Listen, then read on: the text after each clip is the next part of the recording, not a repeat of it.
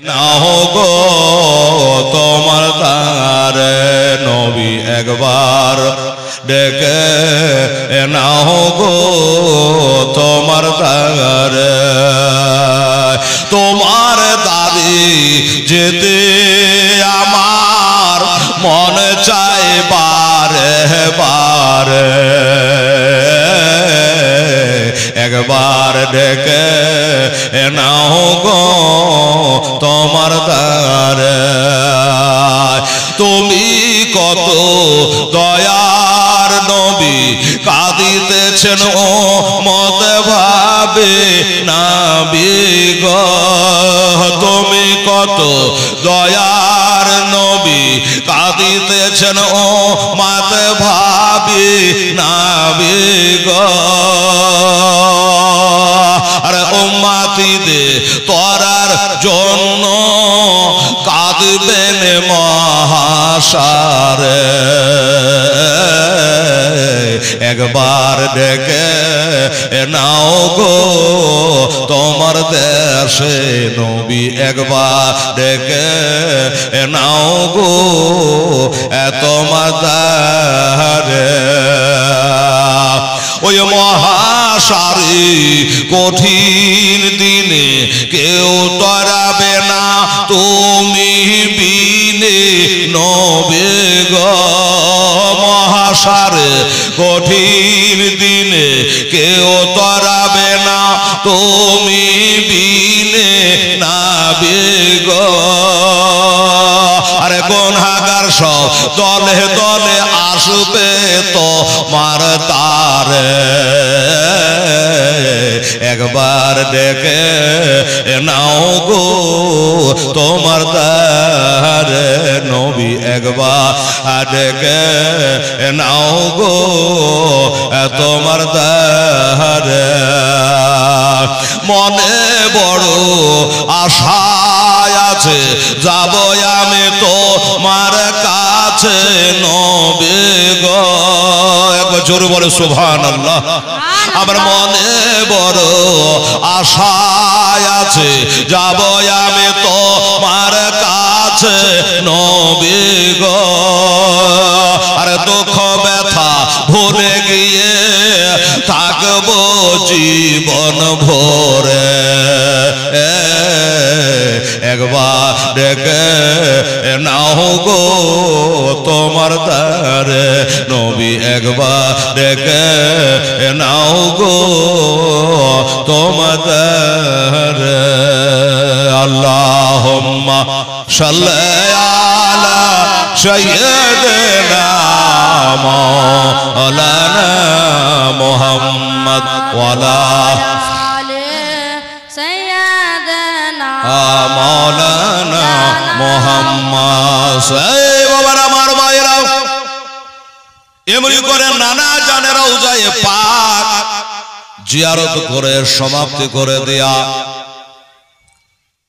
একদম পাশেই হলো জান্নাতুল বাকি এরকম যেমন বাবাই ওয়াল দেওয়া আছে দেওয়াল দেওয়া আছে ওই রকমই একটু দূরে একটা পাঁচি গিরিল দেওয়া আছে তারপরেই হলো বিশাল বড় হাজার হাজার বিঘা বাবা কবরস্থান যেটার নাম হলো জান্নাতুল বাকি 10,000 সাহাবার কবর আছে মদিনা শরীফ আমার ভাইরা আম্মা জানেরা দোস্তরা বুজুর্গরা সেই জান্নাতুল বাকিতে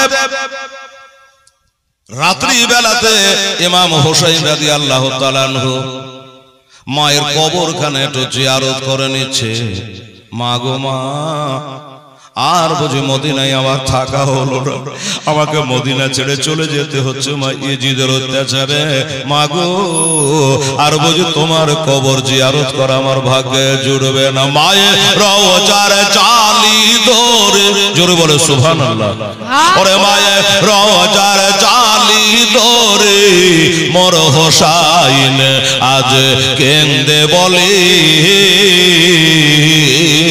আজ বিদায় দেন গো মা জনরে কারবালায় যাচ্ছি চলে কারবালায় যাচ্ছি চলে বিদায় দিতে মা জননীর বিদায় দিতে মা জননীর বহে যাই চোখের পানে মা ফাতেমা জননী আজ তোমার হোসাইন বাঁচাতে দিন কারবালাতে হবে কুরবানি মা ফাতেমা জননী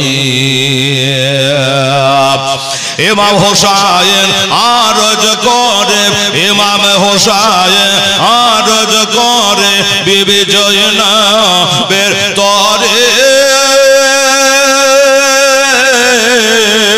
নয়ন ভরে দেখে না গো আসব নাকি আর ফিরে আসব নাকি আর ফিরে দাও গো দাস্তার নবী মুস্তাফার দাও গো দাস্তার নবী মুস্তাফার শেরে খোদার তাওয়ার খানে মা ফাতেমা জননী আজ তোমার হোসাইন বাঁচাতে দিন কারবালাতে হবে কুরবানি মা ফাতেমা জননী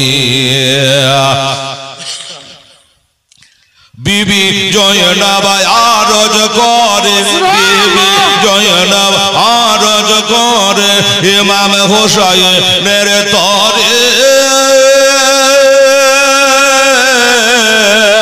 মুসিবতে সাদকা দিলে মুসিবতে সাদকা দিলে রহম করে আল্লাহ তারে রহম করেন আল্লাহ তারে অন মুহাম্মদ করছ ফরিয়াদ অন মুহাম্মদ করছ ফরিয়াদ কারবালাতে হবে কুরবানি মা ফাতেমা জননী আজ তোমার হোসাইন বাঁচাতে দিন কারবালাতে হবে কুরবানি মা ফাতেমা জননী তলোয়ার চলে খঞ্জর মারে তলোয়ার চলে খঞ্জর মারে খুনের দরিয়া বহে যায়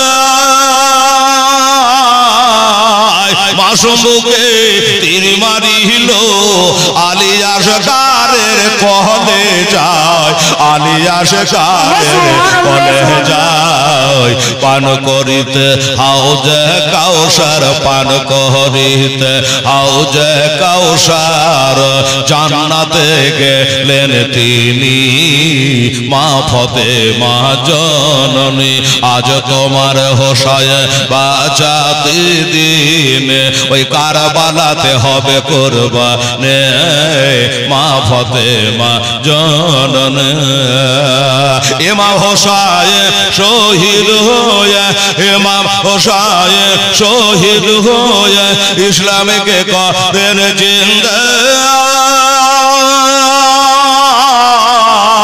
হরে গেলে মা করেছে মা গো কাঁদে আসমানের পাহাড়ের দাও আসমানের পারেন দাও হেলালো দিনের হৃদয় কাঁদে মা গো হেলালো দিনের হৃদয় কাঁদে বলতে তাদের জীবনে ওগো মা ফাতেমা জননী আজ তোমার হোসাইন বাঁচাতে দিন ওই কারবালাতে হবে কুরবানি মা ফাতেমা জননী এই বাবারা আবার মায়েরা এমনি করে মায়ের বাবা কবরখানে একটু জিয়ারত হয়ে গেল পাশেই বড় ভাইয়ের কবর ওইটা একটু জিয়ারত হয়ে গেল সময় বেশি নাই আজানের টাইম হয়ে যাচ্ছে বাবা ফজরের নামাজ ইমাম হোসেন ওখান থেকে একটু এগিয়ে চলে আসলো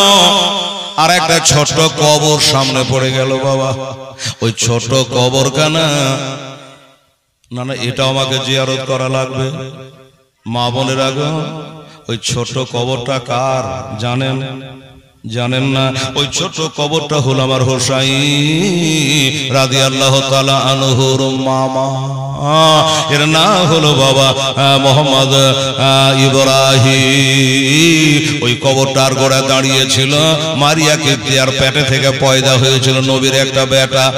নবী 4টা বাঁধি ছিল, আর ওই একটা বাঁধির পেট থেকে একটা বেটা হয়েছিল।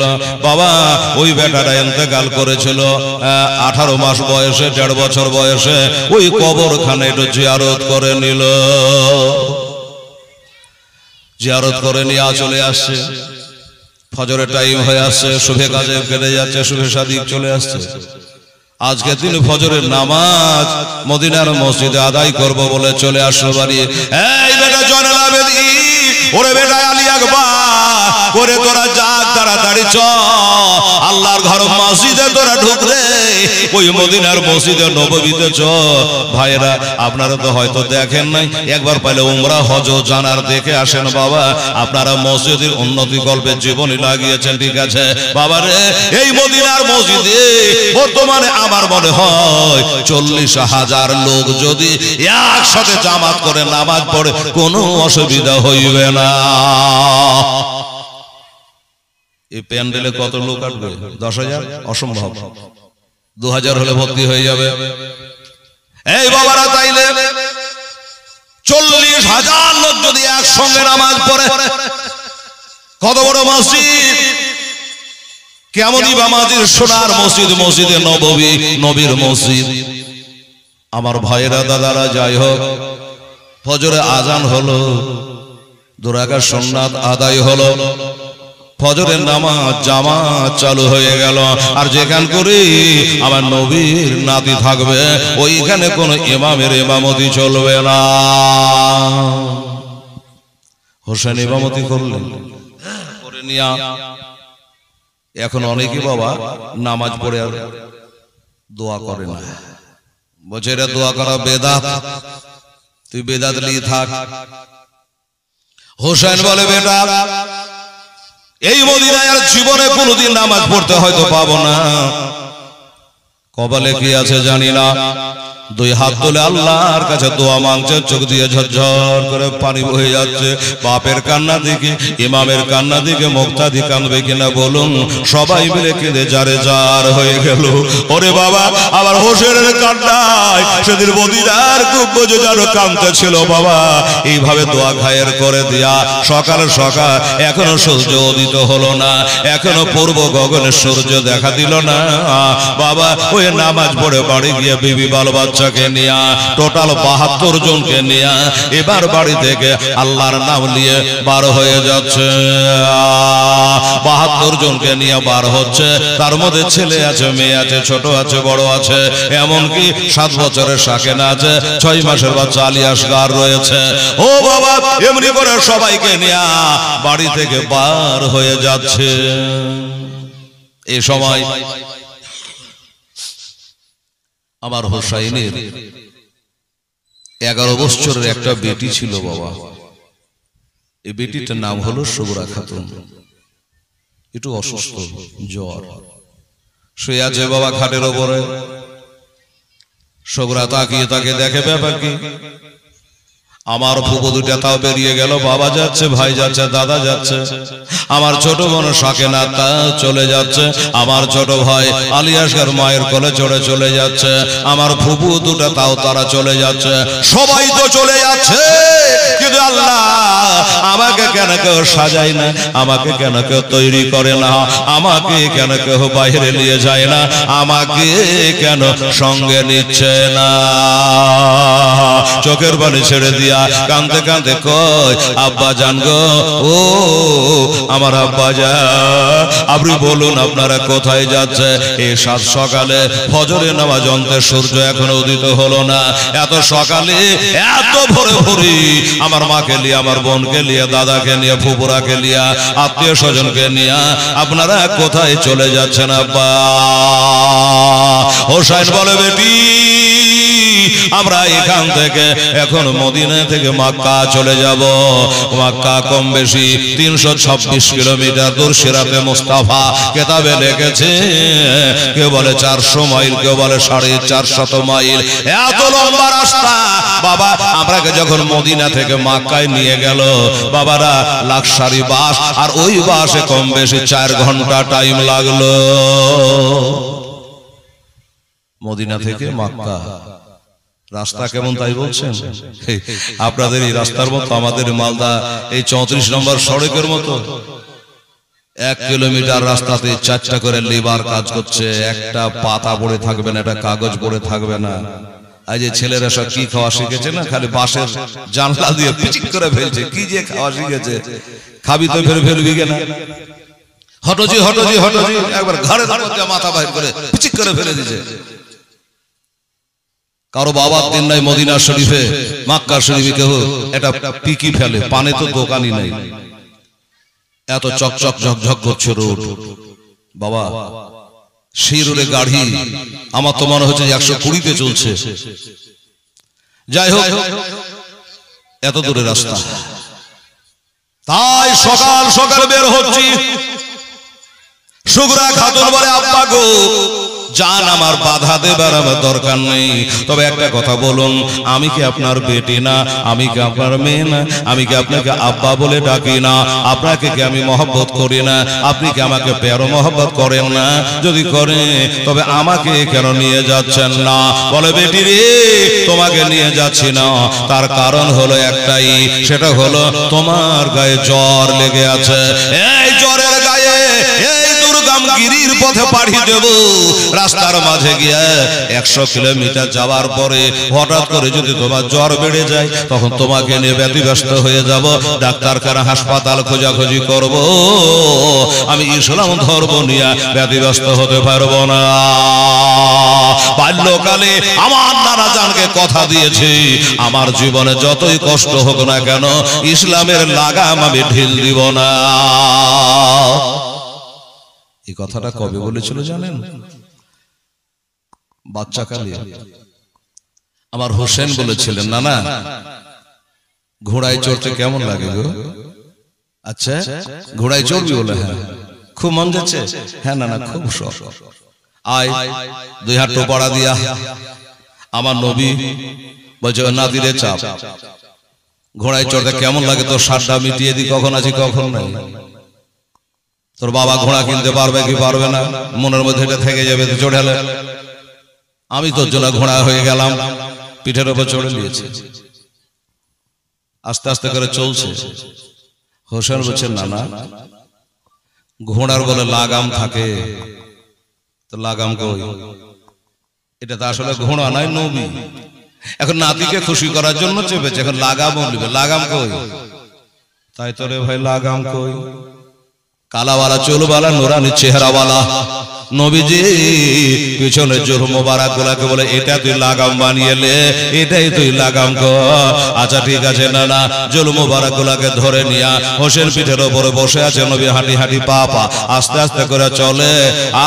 আমার নবী খালি বলেন, হোসেনের লাগামটা টাইট করে ধর, হোসেনের লাগামটা টাইট করে ধর, যেন ঢিল দিবি না। বলে, না না গো একটা কথা কবার বলে, আমি তো টাইট করে ধরেছি। বলে, আরো টাইট করে ধর, মজবুত করে ধর, ঢিল দিবি না।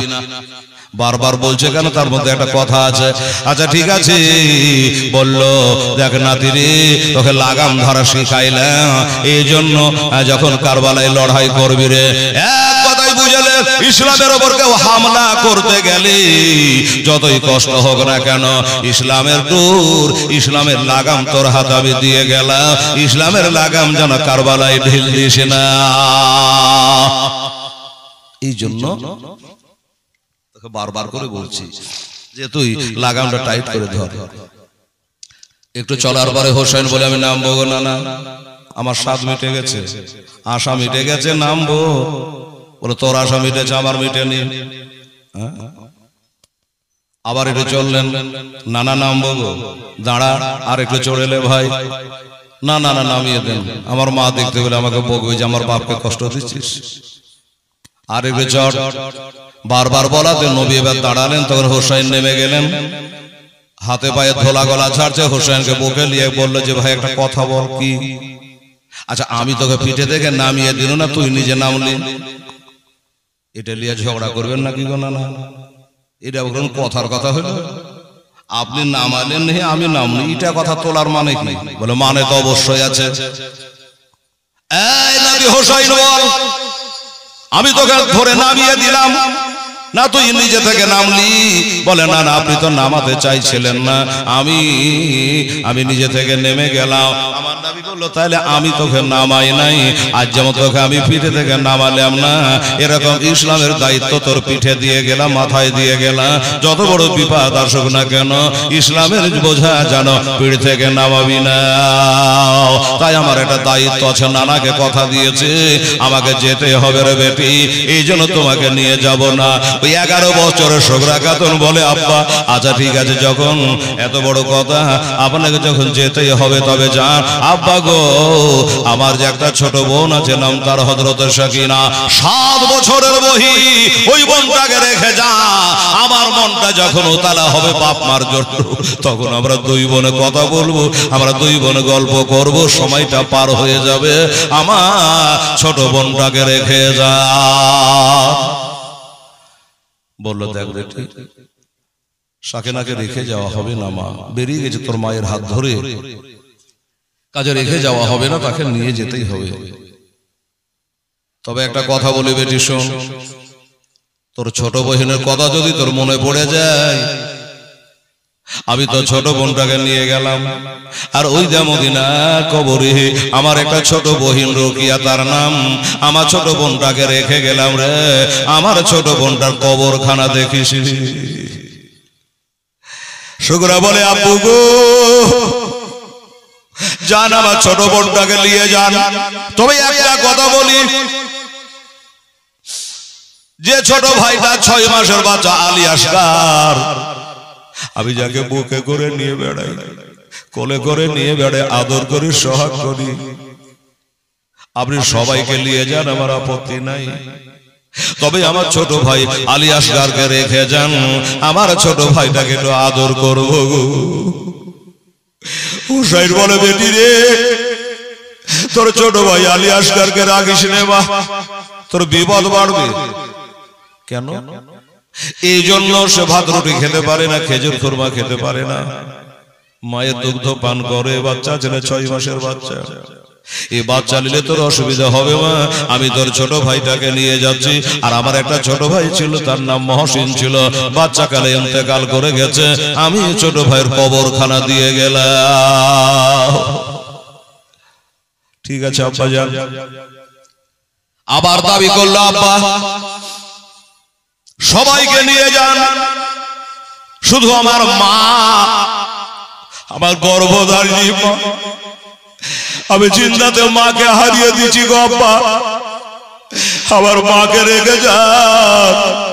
আমার যখন জ্বর বেড়ে যাবে, আমার মাথায় একটু ঠান্ডা পানি কে ঢালবে, কেনা আমাকে ওষুধ খাইয়ে দেবে, দাওয়া খাইয়ে দেবে আব্বা। তাই আপনি সবাইকে নিয়ে যান, আমার মাকে একটু রেখে যান।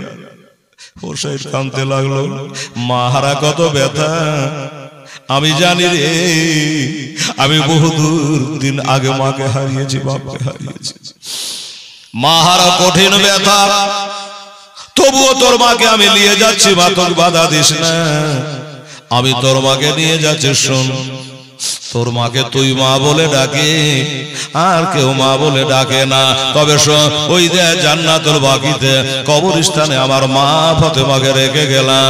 সারা জগতের মানুষ যাকে মা বলে ডাকি, সেই বিবি ফাতেমা কবরখানা রেখে গেলাম। ওই কবরখানা জিয়ারত করবি রে মা, তো দাদির কবরখানা তাকিয়ে দেখবি রে মা। এই বলে বাবা কাফেলা বেরিয়ে চলে গেল। আবার শুকরা খাতুন দৌড়িয়ে গিয়ে বাপকে জড়িয়ে ধরে বলে আব্বা, আব্বা গো, আমাকে রেখে যাচ্ছে, এত বড় বাড়িটা ফাঁকা হয়ে গেল, আমি কি করে একাই থাকবো, আমি কার কাছে থাকবো? আবার হোসেন বলে বেটি, যার কেউ নাই তার আল্লাহ আছে রে মা, আল্লাহর হাতে তোকে সঁপে দিয়ে গেলাম। তারপরে বাবা আমার হোসাইন একটা নানি, এর নাম বিবি উম্মে সালমা। এই উম্মে সালমাকে ডেকে বলে, নানি গো। হোসাইন বলছে, এ নানি, কারবালার এক মুষ্টি মাটি আপনি সাদা বোতলে ভরে রেখেছেন, এই মাটিটা যেদিন দেখবে রক্তের আঘাত ধারণ করেছে, সেদিন আমি আর নাই, কারবালায় শহীদ হয়ে যাব নানি। আমার নানা আপনাকে বলে গেছে আজ থেকে বহুদিন আগে, প্রায় 50 বছর আগে। তবে নানি গো, আমার এ বেটি অসুস্থ, সুগরা খাতুন 11 বছর বেটিকে আমি রেখে গেলাম, একটু আপনি দেখবেন। নানি বলল ঠিক আছে দেখব। কাফেলা বেরিয়ে চলে আসছে, আব্দুল্লাহর সঙ্গে দেখা। কোন আব্দুল্লাহ? জাফরের ছেলে আব্দুল্লাহ, আমার হোসাইনের চাচাতো ভাই। শুধু চাচাতো ভাই বললে হবে না, ভগ্নিপতিও বটে। জৈনবের সঙ্গে তার বিয়ে হয়েছিল, 2টা বেটা হয়েছিল। ওই বেটা দুটো, একটা নাম হলো মোহাম্মদ, একটা নাম আওন। আওন ও মোহাম্মদ, তারই বেটা ওই আব্দুল্লাহ মদিনায় থাকলো। বলে, ও চাচাতো ভাই, আমার বেটিটাকে রেখে গেলাম, আল্লাহর উপর ভরসা করে তোমরা একটু দেখিও, এ দুনিয়াতে তোমরাই তার বাপ, তোমরাই তার মা। এ দায়িত্ব দিয়া এবার কাফেলা বাড়ি হানে বেরিয়ে চলে যাচ্ছে বাবা। 72 জনের কাফেলা চলে যাচ্ছে। একটু দূরে যখন যাওয়া, সুগরা খাতুন বলল, রাগে মানুষকে ধ্বংস করে, আমি রাগ করে শুয়ে থাকবো না। কে জানে আমি মারা যাব না, আমার মা মারা যাবে না, বাপ যাবে, কি হবে না হবে জানি না। জীবনের মতো শেষ দেখা। একটু দরজার কাছে দাঁড়িয়ে দেখেনি, জ্বরে থরথর করে কাঁপতেছে।